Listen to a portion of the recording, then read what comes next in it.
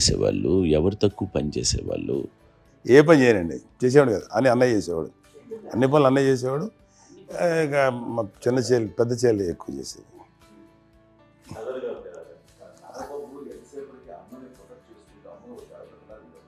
అదే అబద్ధం అండి. అది అన్నయ్య నన్ను గౌరవంగా మాట్లాడుతున్నాడు కానీ అన్నయ్య అవుట్ ఆఫ్ ప్రొటెక్షన్ మాడుతున్నాడు కానీ అవుట్ ఆఫ్ మాడుతున్నాడు కానీ అసలు ఎప్పుడు ఏ పని చేయలే.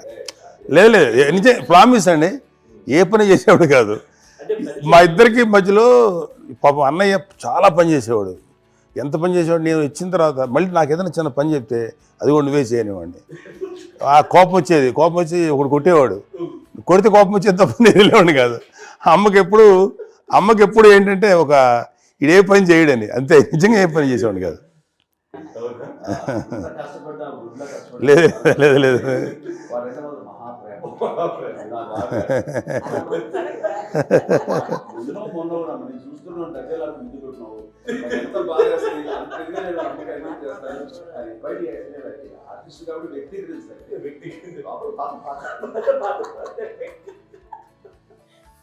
చిన్నది కాబట్టి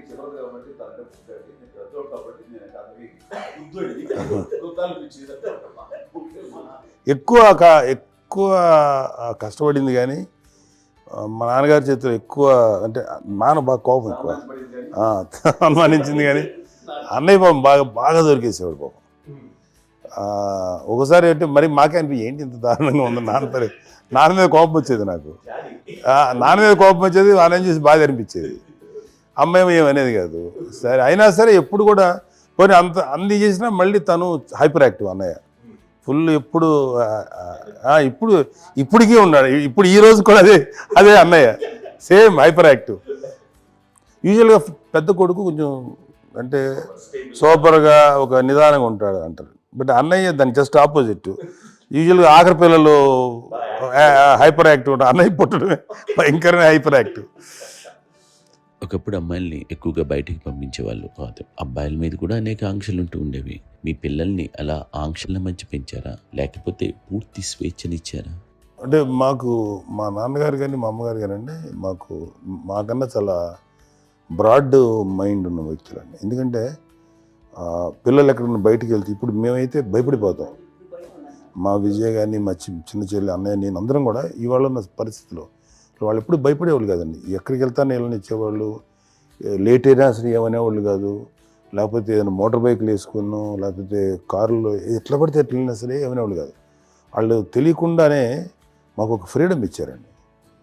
సో దట్ అదే ఆ ఫ్రీడంలో భాగమే అన్నయ్య కానీ ఇండస్ట్రీకి వెళ్ళాలంటే కూడా ఒక వ్యక్తి ఒక కొడుకు ఒక గొప్ప కెరీర్ని పర్సూ చేసుకుంటూ వెళ్తున్నప్పుడు నాన్నగాని అమ్మగాని ఓపెన్ మైండ్ తోటి అసలు నువ్వు వెళ్ళినా ఎంతకాలం వెళ్తావచ్చు, నువ్వు ప్రయత్నించని చెప్పి అలా వదిలేశారండి. అన్నయ్య కూడా ఏంటంటే మోస్ట్ రెస్పాన్సిబుల్గా వెళ్ళి చాలా మేజర్ అమౌంట్ అన్నయ్యకి కూడా పెద్ద అమ్మకు వందలు ఇచ్చేది కాదు. కరెక్ట్గా ఆ ఇన్స్టిట్యూట్లో చదువుకునేటప్పుడు ఎంత ఇవ్వాలో కరెక్ట్గా ఇచ్చేది. దానికి ఎక్స్ట్రా ఖర్చు పెట్టుకున్నట్టు అట్లా ఉండేది అంతే కదా. అంత జాగ్రత్తగా అన్నయ్య కూడా అంత రెస్పాన్సిబిలిటీగా రెసిప్రోకేట్ అయ్యి చేసి, అందువల్ల మా అమ్మ నమ్మకం మా అమ్మ కానీ మా నాన్నగారి నమ్మకాన్ని ఎప్పుడు అది పాటు ఇంత నమ్మకానికి 10 times ఇచ్చాడు. ఏ వయసెస్ వైపు కానీ ఏ అలవాట్ల వైపు కానీ ఎందులో ఇండల్జ్ అవ్వకుండా నాకు నేనుగా నియంత్రించుకుంటూ సరైన మార్గంలో వెళ్ళేలాగా నాకు వెళ్ళటానికి లోపల ఆ స్ట్రాంగ్ థాట్ అడగగానే వాళ్ళు రెసిస్ట్ చేసి